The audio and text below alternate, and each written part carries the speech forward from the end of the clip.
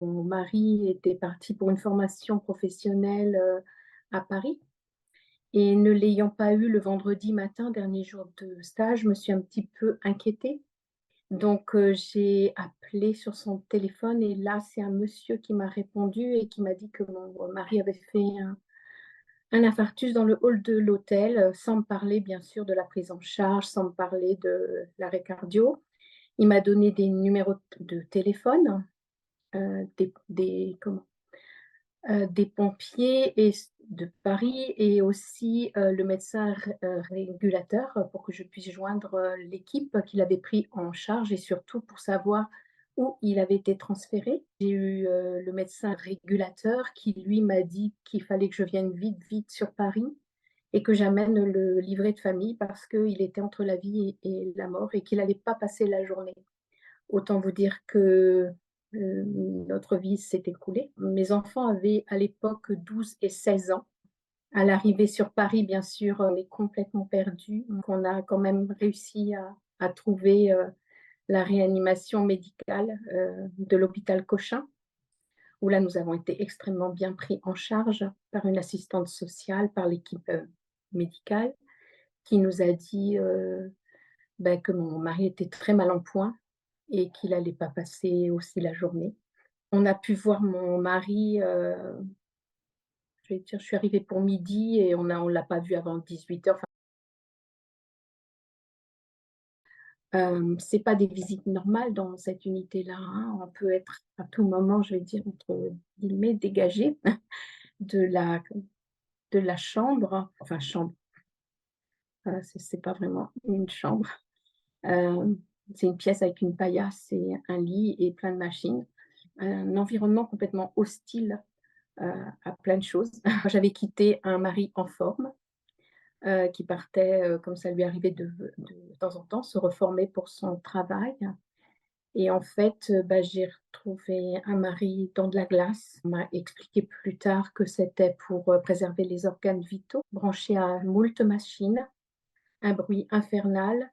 Oui, les machines, c'est vraiment,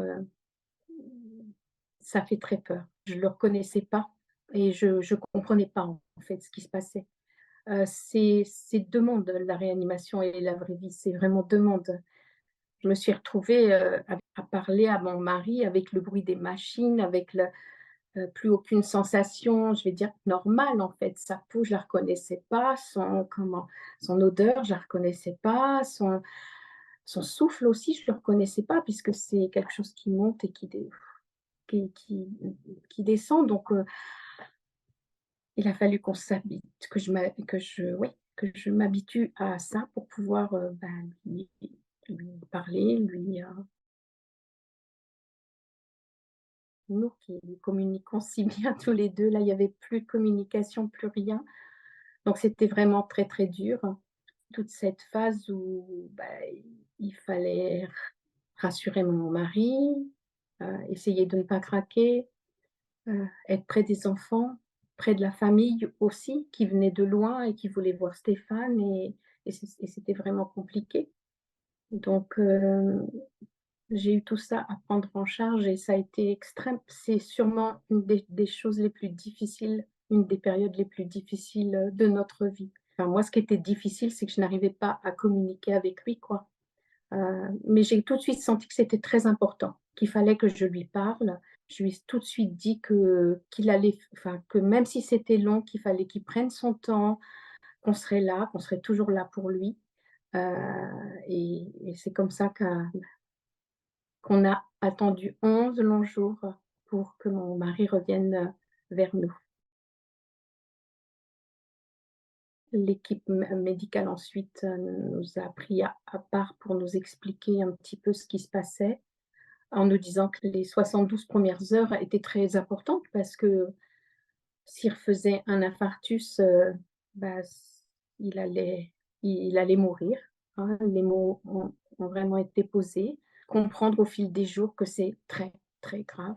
Moi, j'avais jusque-là jamais entendu le terme arrêt cardio-respiratoire récupéré. Le soir avec les enfants, on cherchait sur internet tout ce qui était, problématique. On essayait de comprendre et quand on était reçus par l'équipe soignante au début enfin, quand nous arrivions vers 13h, 13h30, il y avait toujours, l'équipe qui nous parlait pour savoir s'il était en capacité de nous recevoir, mon mari, et si on allait pouvoir aller le voir. On aimait quand même bien ce moment où on pouvait vraiment parler avec les médecins, et ensuite si nous n'avions pas compris quelque chose, nous disions sincèrement: «On a regardé sur internet, est-ce que c'est ça? Est-ce qu'on a bien compris?» Et ensuite, l'équipe soignante du médecin jusqu'à la personne qui s'occupait des soins pour mon mari, ils nous expliquaient, en fait. Ce qui a été très, très difficile, c'est comme ça dure enfin, nous, ça nous a paru très, très long, hein, le coma, bien sûr.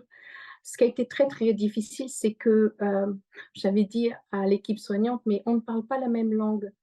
Moi, je voulais aider mon mari avec ce que je savais faire, c'est-à-dire lui parler, l'accompagner, l'aimer, mais à chaque fois qu'on arrivait dans l'unité, en fait, on avait les mauvaises nouvelles. Il ne répond pas aux stimuli, peut-être qu'il va être comme un légume, peut-être qu'il ne vous reconnaîtra pas, peut-être et ça, beaucoup, beaucoup de peut-être, je ne le supportais pas, en fait. Moi, je ne suis pas en capacité d'entendre tous les jours des messages alarmants, donc j'ai demandé pendant 48 heures et on a fait ce choix-là avec les enfants de pas communiquer, en fait.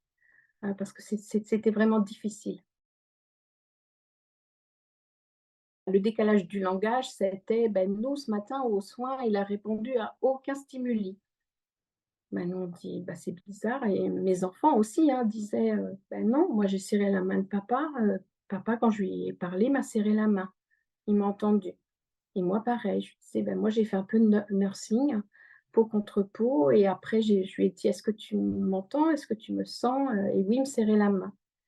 Mais jamais s'il y avait quelqu'un d'autre, c'est bizarre, mais s'il y avait quelqu'un d'autre dans la pièce qui n'appartenait pas à notre giron familial, en fait, il répondait, il ne se manifestait pas et je leur ai dit: «Si vous me dites: "Monsieur, vous m'entendez? Réveillez-vous", sans expliquer, en fait, "Monsieur est, vous êtes à tel endroit, vous allez, il vous est arrivé ça, hem, on voudrait être en contact avec vous, est-ce que vous acceptez?"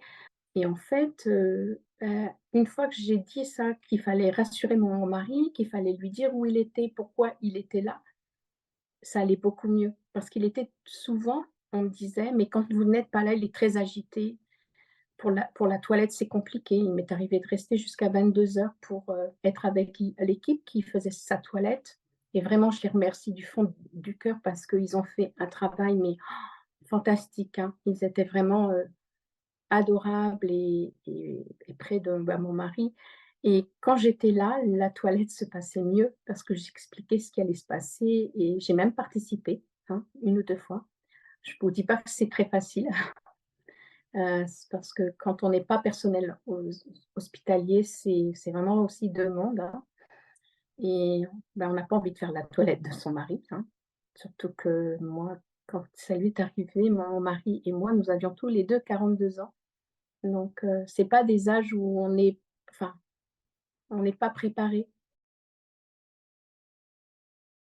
En fait, le jour où il s'est réveillé, c'était un dimanche, donc j'étais à la pharmacie et l'équipe m'a rappelé pour me dire, «Si je vous dis, ma femme, elle est tout près de moi, je suis là, allez la chercher».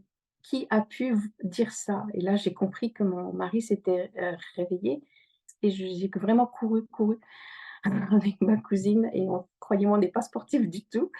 Donc on est arrivé, mon mari m'a fait une très grande déclaration d'amour devant tout le monde.